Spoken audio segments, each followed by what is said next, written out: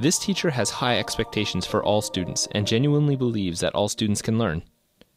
She teaches and models leadership skills, collaboration, effective listening, and giving feedback. Students examine success criteria for their tasks and participate fully in self-assessment. They build metacognition and learn how to use technology as a tool. The teacher asks probing questions to encourage deep thinking as students construct their mathematical understandings. In terms of getting them to the stage where they are right now, there's actually so many steps that we did in between, that I actually did in between to get them there. So when we first got the laptops, I made them identify laptops with teamwork. So when they were thinking that they were going to be working on the laptop, their mind on their frame, their context or perspective is always that they're working in teams. So even before I got them on the Mac laptops, we were talking about what does teamwork look like? What does teamwork sound like? And also down to the very specific details, like I actually had them physically sit. Okay, so if you have a group of 4, if you were sitting, show me how a team would sit.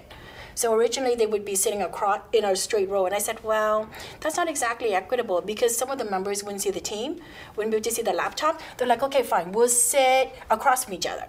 And then so they said 2 by 2, and then they sat across from each other. And I said, well, there's still an issue with the laptop. And they're like, okay. So then one of the students said, we'll sit in a semicircle. So first they learned about the specifics of where they sat, and then we worked on success criteria for effective listening. So we practiced what it looks like for effective listening. I built it into every single discussion that we had. If they're under the carpet, I'd make the kids rephrase another kid's word, reword, rephrase. What did that person just say? What did that student just say? So I started building in accountability for the effective listening part.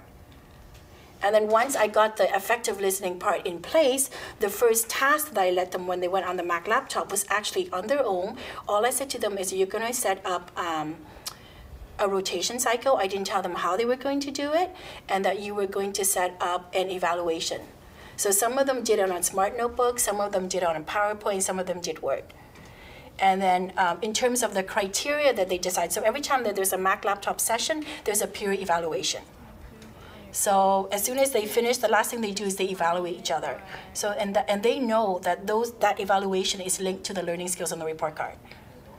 And in terms of the criteria, I think it was focus, participation, collaboration, communication. We brainstormed that as a class, and they agreed to those specific criteria to evaluate each other. I spend actually a lot of time thinking of the team composition. What I want to do is I want to put in a team leader that's going to facilitate the learning. So you don't want a student that's very me, me, me. You want a student that's able to step back and see and help the other students. And I actually had a few students who started out at the beginning being very me, me, me. So the idea in the class is that when you're picked as a team leader, there's a certain amount of prestige associated with, because it's recognizing that you have certain characteristics that we want in the class. That you're able to make sure that everybody's included, that you're able to listen effectively to others, that you're going to be responsible, and that you're going to be trustworthy. And then I do it as a rotation. So actually after March break, when we come back, we're going to switch the rotation. So it's telling the other students that are not the team leaders that you have the opportunity to be team leader, and you can be one, but you have to demonstrate when you're working in your laptop groups that you can do it.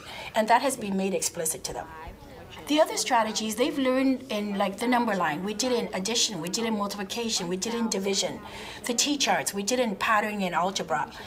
The ratio table was new to them today. They've been kind of doing it but not really seeing it as a ratio table. They think of it as a chart or as a table. So most of those strategies they've done before, all I've done is introduce the vocabulary and the words so that they can understand that that is actually a ratio table. The use of technology and the ease to which the students use technology is actually a school-wide focus. If you go into our junior kindergarten, our senior kindergarten class, technology is part of, I think, a tool that all the teachers in this school use. So by the time they get to grade 5, 6, they're very comfortable with technology. To make sure that I'm constantly giving them very specific feedback, and to make sure that their understanding's there, because students generally tend to say, do you understand? They usually just sit on the carpet and nod their head. So by pointing them and calling them out to it and asking certain students to to summarize or to rephrase or to even restate a question, you're building in the accountability and they start to listen more actively on the carpet. Like it's a difficult process getting that math talk in place. I mean, adults ourselves, we are very uncomfortable with disagreeing. So we had to practice a lot that it's acceptable to disagree, but it's how you disagree and that you have reasons when you're disagreeing, and making the distinction between a question and a put down. Because some of the students in my class would ask a question. It was actually a put down couched like a question. So then we had to discuss, well, is that really a question? The whole point of a question when you're doing math talk or even when you're consolidating is it's to clarify, is to enhance the class's understanding. So if the whole point of your question is really just a put down, then is that really helping the class to learn as a whole? So we had a lot of those kind of discussions. So I have a number of success criteria that the students and I together collaborated on. So they're on the walls to remind them. When it comes to math talk, we've got the prompts like build on, wait time, disagree, and go beyond. One thing that they really struggled with was asking questions.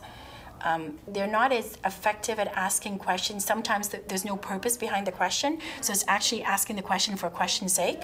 So we had a talk with them. So then I did an exit strategy. I had the students work on the board after we had done a math talk session, and they couldn't leave the carpet until they actually asked a specific question that actually adds to the learning. When you're making the groups, you're not only looking at their ability. Most of my groups are mixed ability, but I also know that certain groups, because I want them to do the math talk, I not only consider their ability level, but whether they can fit with the other group. So say, for example, in one particular group, there's a boy that I know that's very strong, but he tends to domineer. So sometimes I actually put a group of girls together that are quiet. Because when they're quiet, they don't drown out each other and they actually start talking. So it's not only ability level, but you have to think of fit. You have to think of when they're in that particular group, are they gonna be comfortable that they can actually open up and talk? Generally, when I'm deciding on an open task or a rich problem, the first starting point is the curriculum documents, because you go look there and you can see where the students need to be. So first I go there to see where the students need to be, and then I look at where they are right now. And then to me, it's like a series of steps. So I have to think of what step do I need to move them up, and so each lesson would be a step. So it's like a series of steps. They're right here, so they're going to go to this step, and then this step to this step. So then I'm thinking, okay, of the number of lessons that I would have to do to get them to where the curriculum expectations are for their knowledge and your skills and their math process and all that stuff. Then I start thinking about the task, and then I refer to textbooks to give me an idea. There's a number of math resources that as teachers we can go to that we can look at to give us an idea. And then I'm fortunate enough I can bounce ideas off my colleague. Do you think this will work? Is this task too easy? Will the grade 5s be able to get it? Will there be a number of strategies that come from the task? Because what you don't want, so the emphasis in my class when they're doing math is that there is sometimes one right answer, but there is never one right way.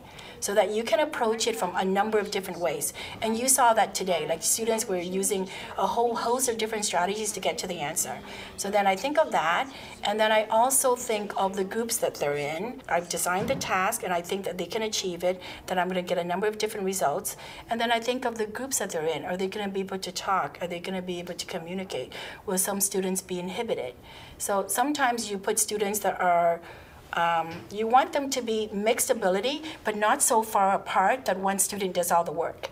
So, and you also want to mix up the students that you don't have all talkers in one group. So you want some talkers and some students that are effective listeners, and students that can lead the team and make sure that everyone's included. As teachers, I think our natural inclination is to give them the answer. So in the past, that was one of the challenges for me this year, is that I'm not going to give them the answer. So it's question with a question. So I try very consciously to make an effort to make sure that I'm asking them a question, because if I give them the answer, they haven't learned it. Like if they figure out the answer for themselves and they've learned it. So to make sure also that it's a little bit more independent, I have a set of open-ended questions that's embedded in all the smart notebooks. So even before they raise their hand and ask me a question, the expectation is that they're going to go, if they're stuck, they're going to go to those questions to guide them first before they come and ask me a question. So it's questions like, did you ask a group member? Did you reread the question? What information have you been given? What information would you need? What is the first step? What could be your next step? So those kind of scaffolding questions, so that actually I'm interfering less in the group discussion, and that they become more independent, and that they can take charge of their learning and actually go and take a look at the questions and monitor themselves.